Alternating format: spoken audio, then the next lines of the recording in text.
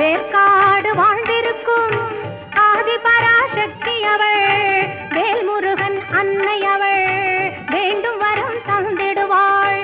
பார்க்கடலாய் அவள் கருணை பெருகிடவே செய்திடுவாள். பார்க்கடலாய் அவள் கருணை பெருகிடவே செய்திடுவாள்.